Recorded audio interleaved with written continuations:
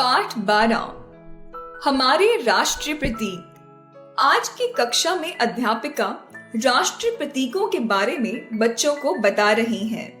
अध्यापिका: बच्चों, सभी देशों के अपने राष्ट्रीय प्रतीक होते हैं जो उस देश की पहचान बन जाते हैं। इन प्रतीकों पर देशवासी भी गर्व करते हैं, उनका सम्मान करते हैं। अभय: मैम, क्या हमारे देश के भी राष्ट्रीय प्रतीक हैं? अध्यापिका: हाँ, हमारे देश के भी राष्ट्रीय प्रतीक हैं। आकाश: मैम, मुझे भारत के राष्ट्रीय प्रतीकों के बारे में पता है, जैसे हमारा राष्ट्रीय पशु बाघ है और राष्ट्रीय पक्षी मोर। अध्यापिका: शाबाश आकाश, तुमने बिल्कुल सही बताया। बच्चों, इसके अलावा राष्ट्रीय फल आम है। चलो हम अपने राष्ट्रीय ध्वज तिरंगे की बात करते हैं। हमारा तिरंगा केसरिया, सफेद और गहरे हरे रंग की 3 पट्टियों से बना है। सफेद पट्टी के बीचों बीच नीले रंग का चक्र भी है, जिसमें 24 तीलियां हैं।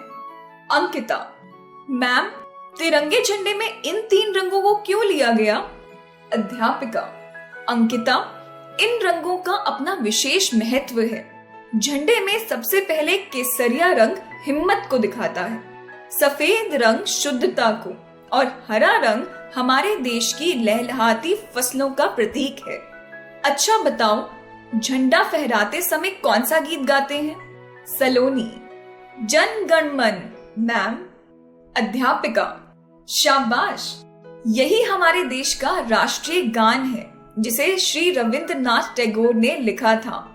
बच्चों, हमारे देश का राष्ट्रीय गीत बंकिम चंद्र चटर्जी द्वारा लिखा गया वंदे मातरम है, जो संस्कृत भाषा में लिखा गया है। आकाश: मैम, इसके अलावा हमें अन्य राष्ट्रीय प्रतीकों के बारे में भी बताइए। अध्यापिका: हमारे देश का राष्ट्रीय पुष्प कमल है, जो प्राचीन काल से भारतीय संस्कृति की शुद्धता का प्रतीक है।